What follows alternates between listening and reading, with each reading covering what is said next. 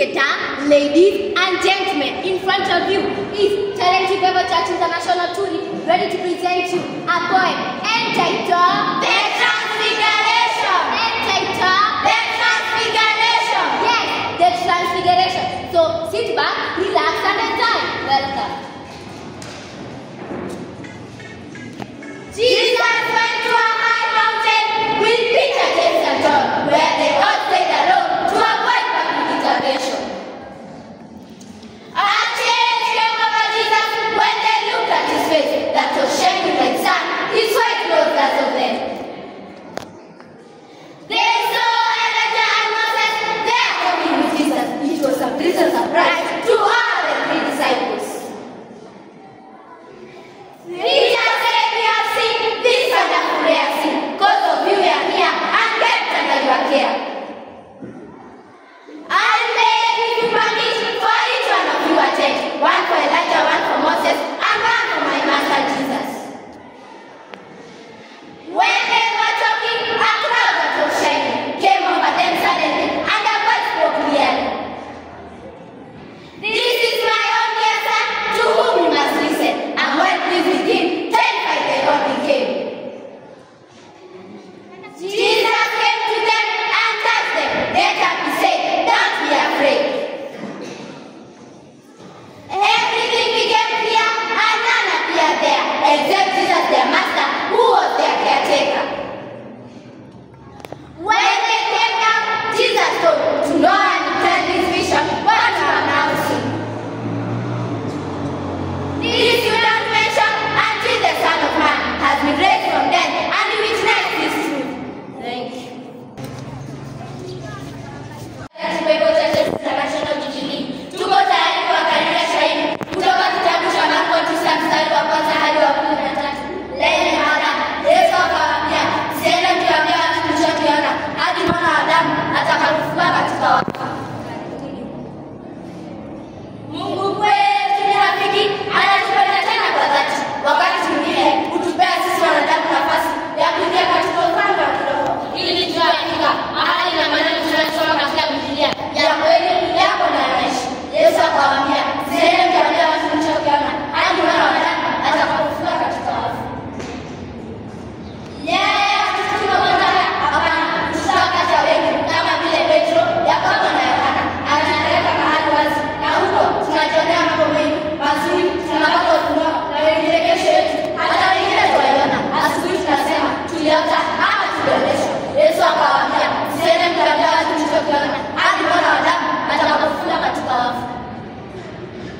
Sikiza, nikupe hadithi. Yusufu alitumikia nafasi ya kuingia katika ulimwengu wa kiroho. Akaona ndugu na wazazi wake wakimng'ang'ania, akajiona akiwa mkuu kwa hali fulani. Nikidhani Yusufu alishangaa sana na kutoamini alichokiona. Akaona ni vyema kuambia ndugu zake. Yesu akawaambia, "Msiende mkiwaambia watu mlichokiona hadi Mwana wa Adamu atakapofufuka katika wafu." Ndugu zake Yesu hawakupendezwa na kile yote, maana alikuwa ni mdogo wao. Wakawa wanashuku na yeye, wakawaza mawazo mabaya juu yake, wakamtesa, haikutosha, wakamtupa katika shimo la huko. Hawakuridhika, mwishowe wakamuuza kwa Misri, akawa mjakazi huko. Ndio walikuwa wanamtaka kuwa moja, lakini akaleta watoto zake. Yesu akawaambia, "Msiende mkiwaambia watu mlichokiona hadi Mwana wa Adamu atakapofufuka katika wafu." Yusufu alipitia uchungu mwingi sababu hakujua jinsi ya kukaa kimya. Wale wanaenda na rafiki zako, wazazi wako na ndugu zako bila kujua kumbe ni maadui na ndoto zako. Wenda baraka zako ziwe karibu, ukitangaza zichukue miaka na mikaka na hata labda zikosa kufikia. Yesu akawaambia, "Msiende mkiwaambia watu mlichokiona hadi Mwana wa Adamu atakapofufuka katika wafu." Ninawaambia sina muda bila kupoteza nafasi na kuomba. Ndoto zako, maana utakayoonyeshwa huko, iwe siri yako na Mungu wako. Ziangalie ndugu zako, usiwaambie hata na marafiki zako. Kazi yako kubwa ni kumwomba Mungu amtimizie kwa wakati wake. Yatakapotimia,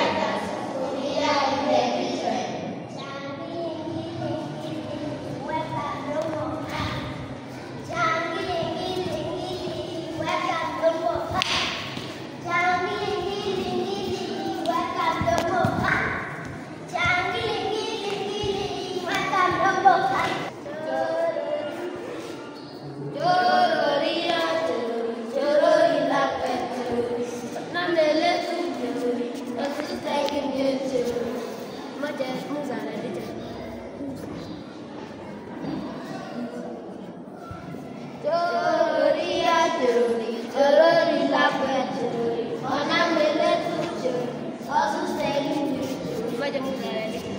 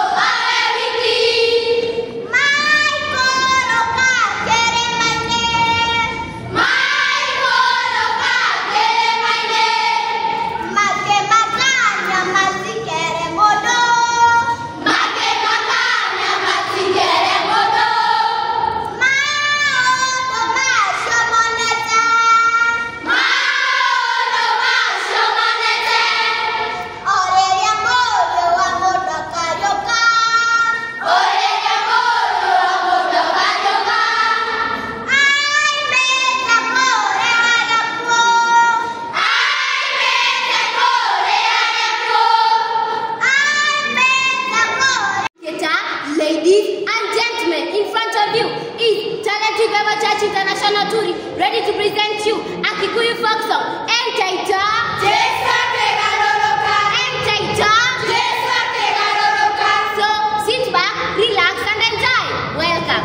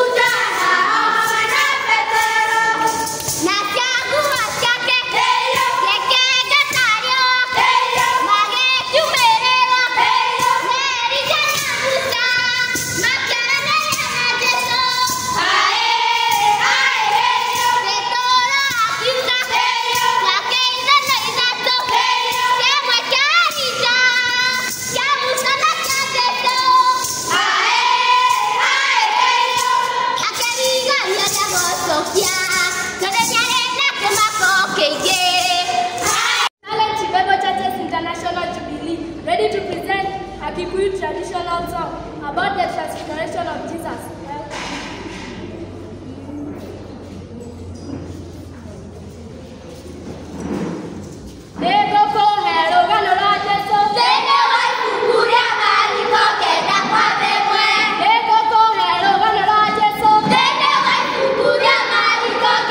Kwa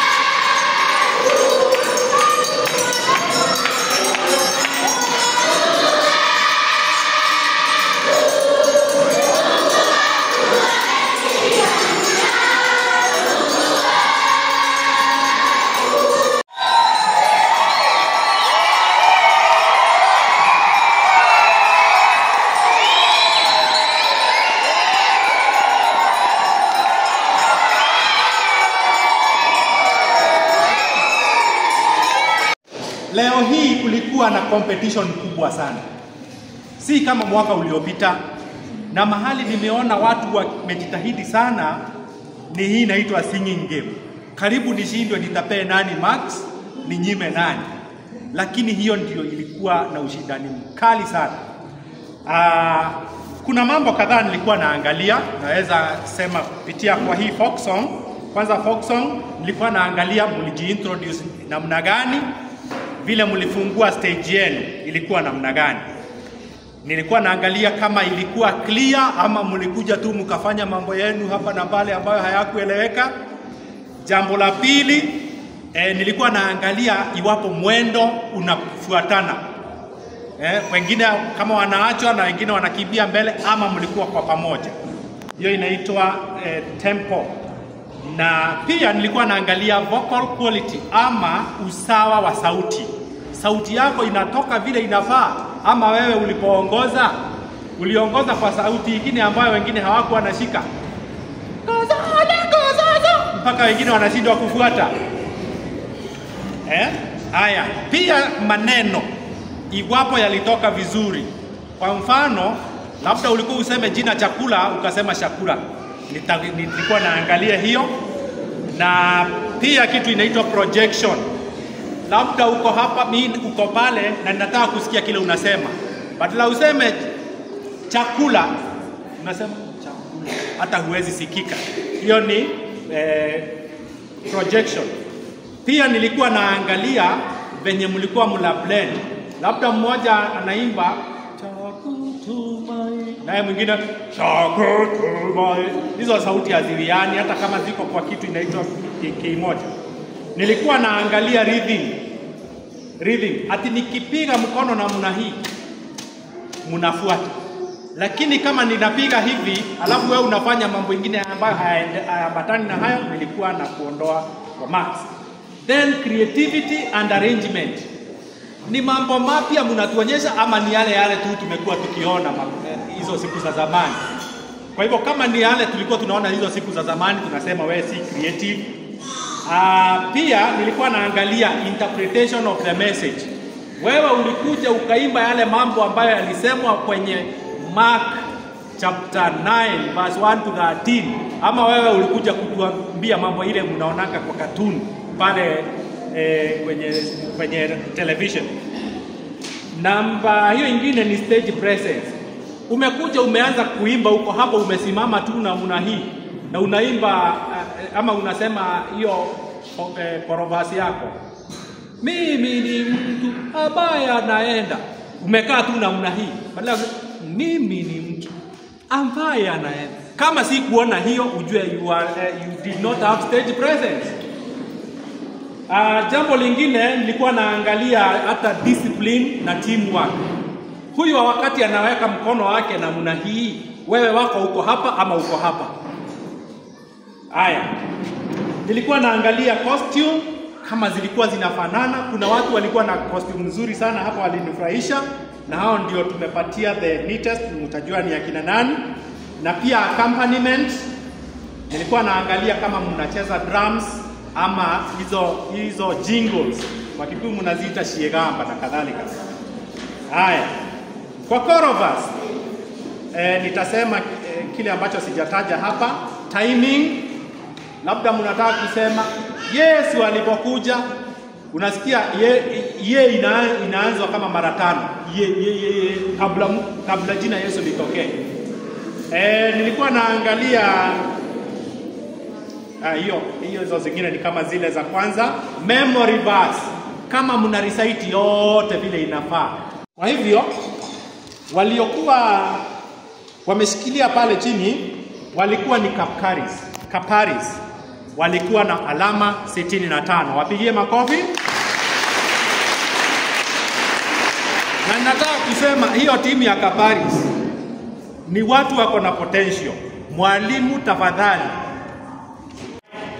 Timu iliyofuatwa na Kaparis ilikuwa Jubilee wakiwa na marks 67.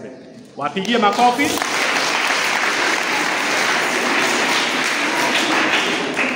Timu nyingine ilikuwa Rigogo Rigogo walikuwa na max 77.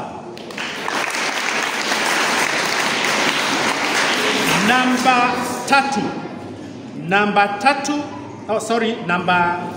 tatu walikuwa ni Elbagon na max 83. Kwa hivyo nataka uangalie hizo max. Kutoka Rigogo hadi Elbagon hizo max muangalie. 77 na 83 hizo max ni nyingi sana. Mjue ile shida ilikuwa kwa labda ni ujumbe. Mulileta ujumbe ambao haukuwa unafaa. Nambari 2 wakiwa na 88 max wakawa Turi.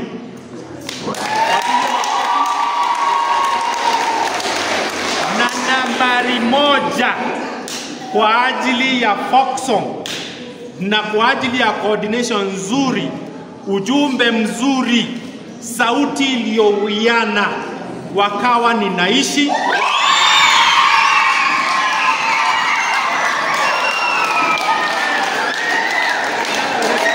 Na sijataja max zao ni 91%.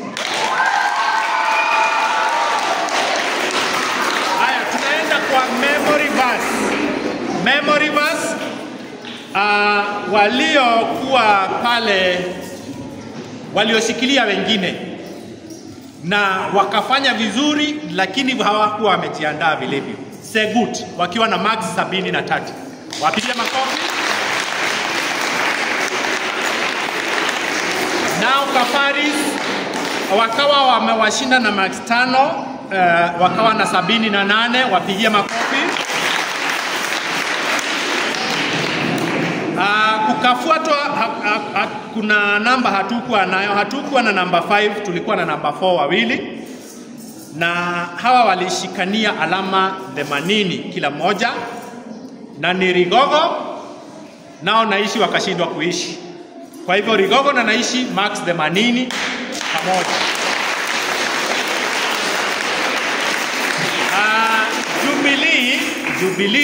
Jubilee wakasema leo watajikaza, wakawa nambari 3 na max 83 max. Elbagon wakakataa na namba ya 2 wakawa na 85 max. Wapigie makofi. Nao Turi wakasema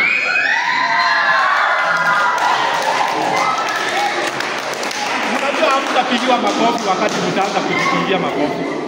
Turi wakasema hao ndio vigogo, kwa hivyo wakawa na max 87.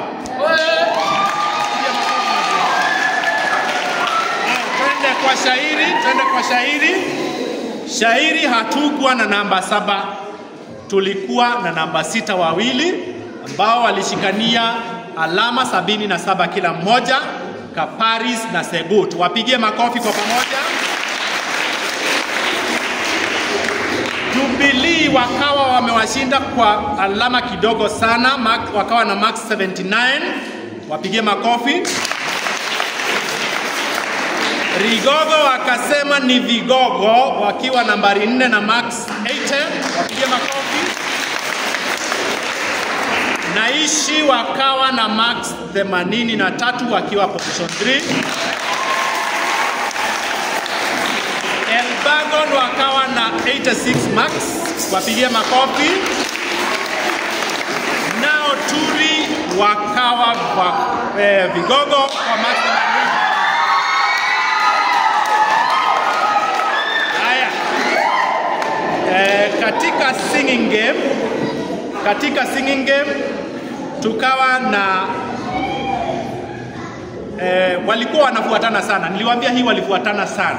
Wa mwisho alikuwa na max 79 na ni Kaparis max 79, na mtaangalia vile nimewaandikia.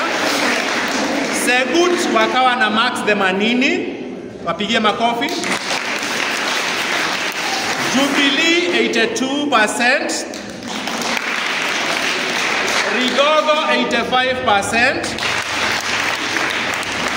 Na Rigogo shida yenu ilikuwa moja. Muliachia mtu mmoja kazi. na niliwakataza hilo jambo mwaka uliopita. Mliachia mtu mmoja kazi, akafanya kazi kubwa, akachoka. Kwa hivyo kama mngefuata yeye, mngefanya vile alistahili, mngefaulu. Haya, Naishi wakaishi katika namba 3 na 86 marks, wapigie makofi. Turi mara hii wakashindwa na nusu mark na wale ambao ni number 1 kwa sababu walikuwa na 91.5%. Wapigie makofi. Na waliokuwa na singing game bora dunia hii wakawa ni Elbagon.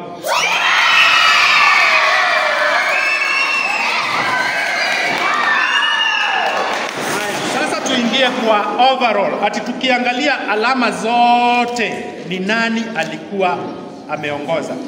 Kwa hivyo namba 7 walikuwa ni Kaparis na 75%.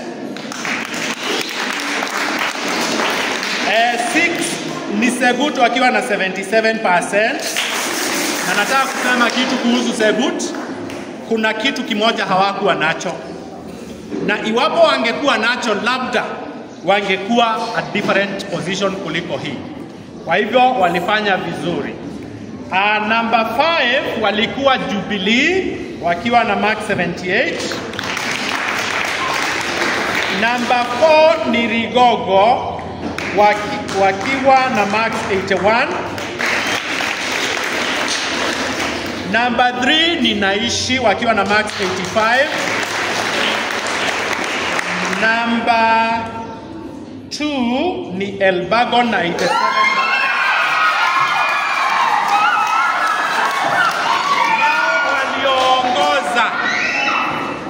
Waliosema sisi hatushindi.